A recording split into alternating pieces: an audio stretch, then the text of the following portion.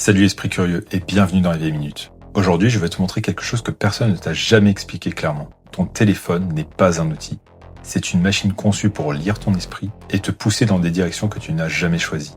Tu penses scroller librement, tu penses décider ce que tu regardes, ce que tu crois, ce que tu ressens. Attends la vérité. Ton libre arbitre n'est plus entre tes mains depuis longtemps. Ce que tu vas entendre dans cette vidéo, tu ne pourras plus jamais l'oublier. Bienvenue dans les 20 minutes. Ici, on t'offre la pilule rouge. À toi de décider si tu veux encore dormir ou enfin comprendre. Red pill.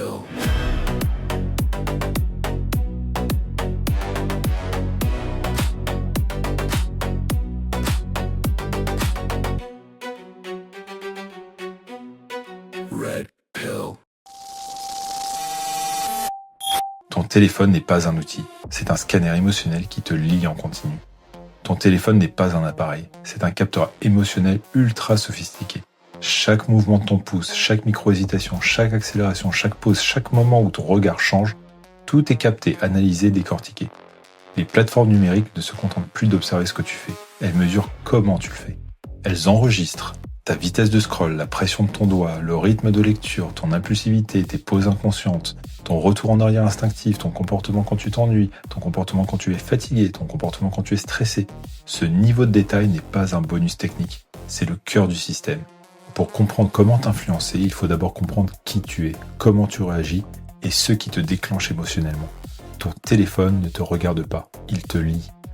Et ce que tu vas découvrir ensuite, c'est pourquoi cette lecture va beaucoup plus loin que la simple publicité. Si c'est gratuit, c'est que quelqu'un gagne de l'argent sur ton comportement. On t'a répété, si c'est gratuit, c'est toi le produit. C'est faux. La vérité est plus dérangeante. Tu n'es pas le produit, tu es la prévisibilité. Google, Meta, TikTok et autres ne vendent pas ce que tu es, mais ce que tu vas faire. Ils ne vendent pas des profils, mais des comportements futurs. Ils ne vendent pas des données, mais des probabilités humaines. Une marque veut t'influencer, elle n'achète pas une publicité. Elle achète le moment exact où tu seras le plus vulnérable pour réagir. Une organisation politique veut changer l'opinion d'un groupe précis, elle achète des segments émotionnels détectés comme instables. Une plateforme veut augmenter ton temps d'écran, elle identifie tes points de rupture, fatigue, excitation, ennui, solitude. Ton attention a un prix, tes peurs aussi, et ta frustration encore plus. Depuis des années, tu te fais acheter et revendre comme un actif financier. Et le pire, c'est que tu ne t'en rends même pas compte, parce que la manipulation est subtile, douce et personnalisée. Ce que tu vas découvrir maintenant, c'est comment cette personnalisation attaque directement ton libre arbitre. L'algorithme prédit tes choix avant toi. Comment peux-tu encore parler de libre arbitre ? Pose-toi une question simple. Pourquoi penses-tu ce que tu penses ? Tu crois aimer tel contenu par goût ?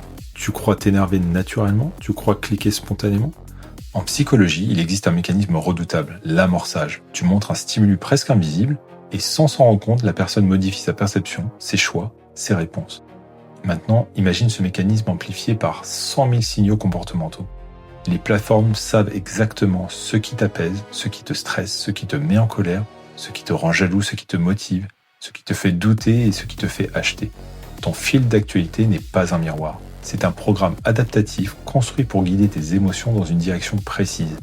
Et quand tu crois choisir ce que tu regardes, la vérité, c'est que ta réaction a été anticipée, prévue, calculée, optimisée.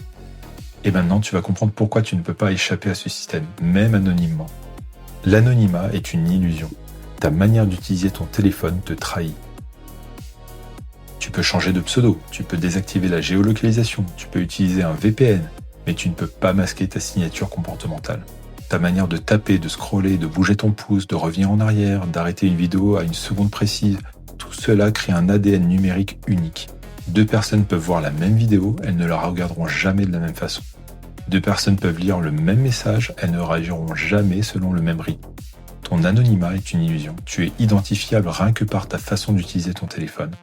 Et cette empreinte, ce double numérique, est rapidement devenu l'objet de toutes les convoitises. Les États se battent pour accéder à tes données émotionnelles. Demande-toi pourquoi. On croit que les géants du numérique sont les seuls maîtres du jeu, mais il y a un acteur encore plus déterminé, les États. Pourquoi les gouvernements veulent-ils accéder aux données comportementales ? Parce qu'un double numérique révèle bien plus que n'importe quel dossier administratif. Il révèle ta stabilité émotionnelle, tes moments de faiblesse, tes impulsions, ta vulnérabilité politique, ton niveau d'angoisse, tes comportements prévisibles en cas de crise, tes réactions probables face à une décision gouvernementale. Aux États-Unis, les agences de renseignement ont établi des partenariats massifs avec les plateformes. En Europe, on parle de protection, mais les collaborations existent.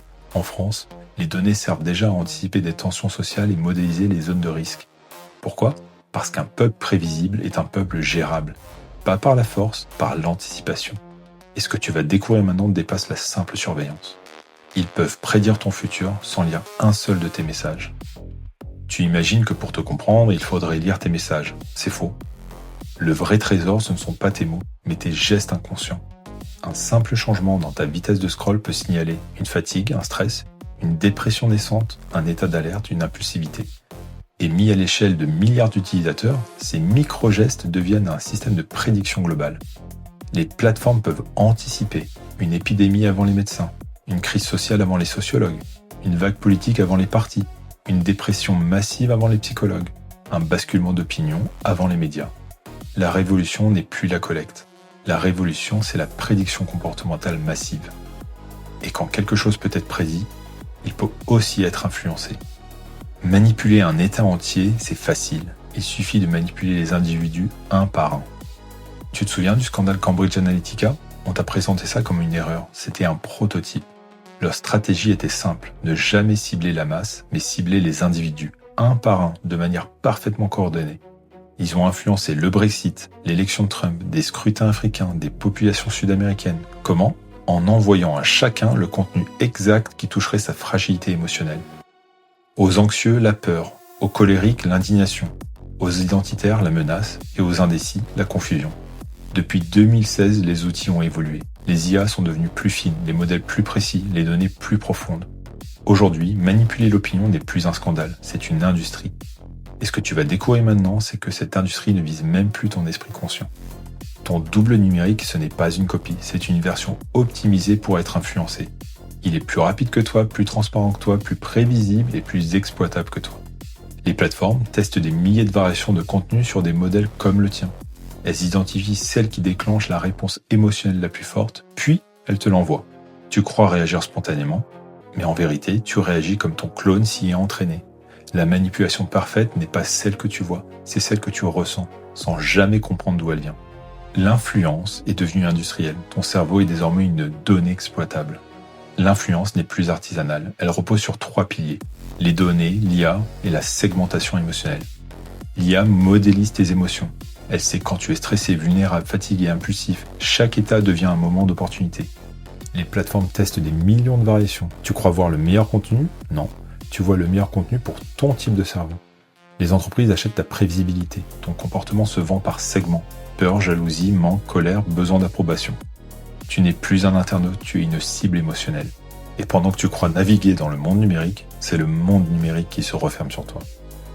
On ne vit pas une révolution numérique. On assiste à la prise de pouvoir de nos esprits.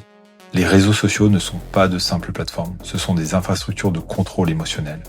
L'information n'appartient plus aux États, aux médias, aux journalistes, aux institutions publiques. Elle appartient à des entreprises non élues, non contrôlées et non limitées. Meta connaît tes réactions, Google connaît tes croyances, TikTok connaît ce qui te retient, Amazon connaît tes intentions d'achat, Apple connaît ta localisation et Microsoft connaît ton travail. Ils possèdent ton passé, ils anticipent ton futur, ils orientent ton présent. Tu ne votes plus avec ta tête, tu votes avec ton flux. Tu ne t'informes plus avec ton cerveau, tu t'informes avec leur algorithme. Ce n'est pas une révolution numérique, c'est une prise de pouvoir. Si ton clone numérique te dépasse, qui décide vraiment de ta vie ? L'IA ne se contente plus de te comprendre. Elle t'anticipe, elle te devance, elle te façonne. Elle peut créer des émotions sur mesure, des discours calibrés pour toi, des images impossibles à distinguer du réel. Et ton double numérique absorbe tout, avant même que tu n'aies conscience d'hésiter. Les gouvernements rêvent de prédire les foules, les entreprises rêvent de prédire tes décisions, et les plateformes rêvent de prédire tes réactions. Et si tout le monde veut te prédire, c'est pour mieux te guider. Tu crois être en avance sur ton écran, c'est lui qui vit en avance sur toi. Tant que tu ne vois pas le système, tu joues le rôle qu'il attend de toi. Mais maintenant, tu as vu. Et un esprit qui a vu ne peut plus se rendormir. Alors, tu as pris la pilule rouge ? Bienvenue dans le monde réel. Like, commente, abonne-toi. Et surtout, réveille les autres en partageant. À bientôt. Red pill.